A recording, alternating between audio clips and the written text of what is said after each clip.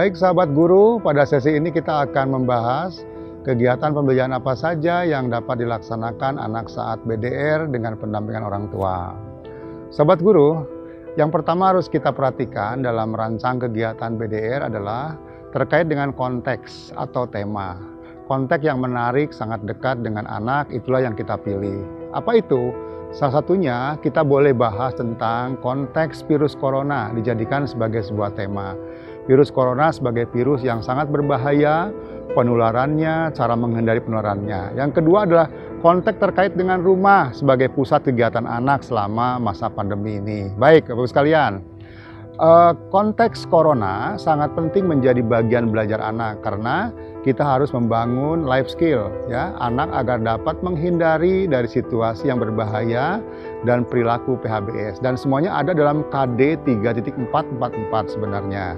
Demikian pula dengan rumah menjadi sangat menarik karena banyak menyediakan bagian-bagian alat perabot, aksesoris rumah, halaman serta material terbuka lainnya yang tiada lain sebagai sumber belajar, media dan alat belajar anak selama anak belajar di rumah.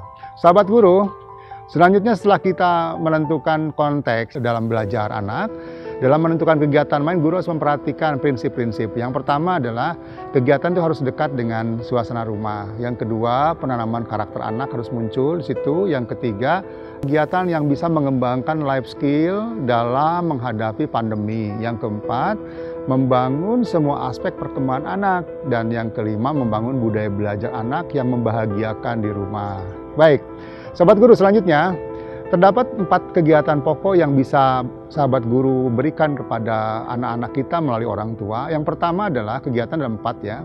Yang pertama ada kegiatan main yang terkait dengan tema yang diberikan setiap minggunya, itu kegiatan inti namanya. Kegiatan yang berbasis dengan rumah ya, kegiatan yang berbasis dengan material terbuka yang ada di rumah. Kedua, kegiatan ibadah sehari-hari meliputi kegiatan berdoa, beribadah lainnya untuk meningkatkan, menguatkan karakter anak.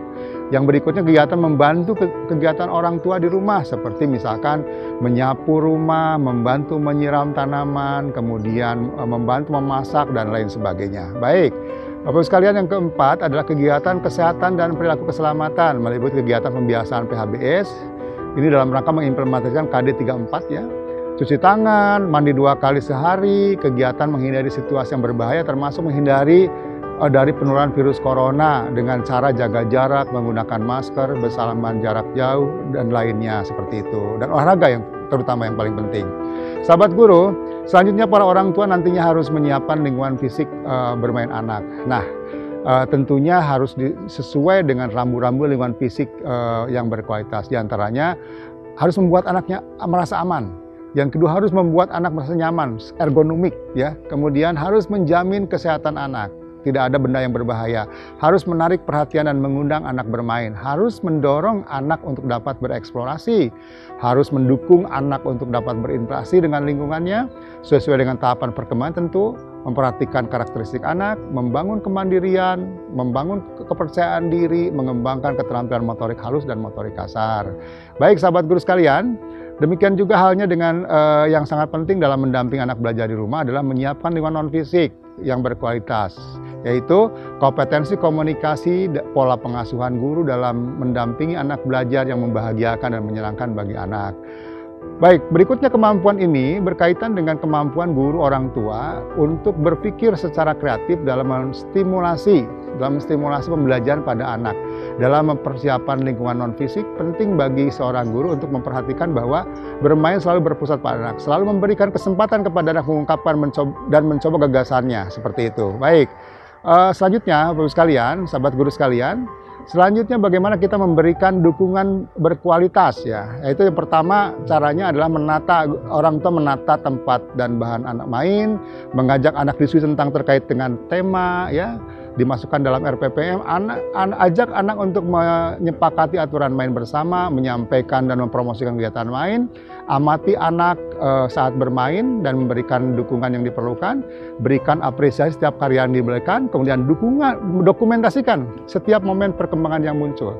Selesai bermain, anak membereskan mainannya sendiri dan ajak anak untuk merefleksikan pengalaman ketika bermain dan kemudian menutup kegiatan main itu sendiri. Sahabat guru, Yang tidak kalah penting yang dapat meningkatkan kualitas bermain anak adalah ketersediaan alat bahan atau material terbuka di rumah. Bermain anak di rumah memerlukan alat bahan main yang tidak perlu memerlukan bahan main yang dibeli. Gunakan saja barang-barang yang ada di rumah, termasuk sampah yang tentunya harus dipastikan dalam keadaan bersih dan aman, seperti itu.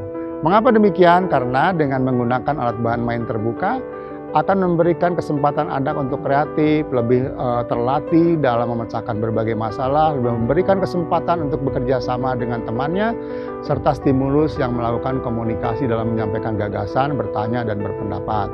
Baik, sahabat guru, untuk menginspirasi bagaimana kita melakukan pembelajaran di rumah dengan berbagai tempat yang tersedia dan bahan main yang tersedia, sudah terbit sekarang ini buku saku dari Direktorat Pembinaan PAUD Kementerian Pendidikan, dan teman-teman nanti bisa lihat di judulnya Pentingnya Bermain.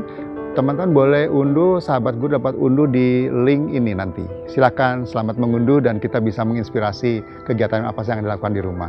Sahabat guru, untuk mengawasi keberhasilan penyelenggaraan BDR, tentu saja Satuan PAUD dan guru harus menyiapkan program supervisi kepada orang tua agar berbagai permasalahan dapat diidentifikasi dan diberikan dukungan perbaikannya. Supervisi pembelajaran anak di rumah adalah serangkaian kegiatan kepala sekolah atau guru dalam membantu orang tua mengembangkan kemampuan dalam mendampingi anak belajar di rumah agar mampu mencapai tujuan pembelajaran yang menyenangkan dan membahagiakan. Esensi supervisi pembelajaran itu sama sekali bukan untuk menilai kinerja orang tua dalam mendampingi anak belajar di rumah, melainkan hanya memberikan dukungan agar orang tua dapat memberikan pendampingan pembelajaran mulai bermain yang berkualitas, menyenangkan, dan membahagiakan anak maupun orang tuanya. Baik, sahabat guru sekalian, kita sudah memahami kegiatan pembelajaran apa saja yang dapat dilakukan di rumah dengan pendamping orang tua, dan bagaimana kita memberikan dukungan-dukungan yang diperlukan, sampai kepada bagaimana kita perlu melakukan supervisi kepada orang tua.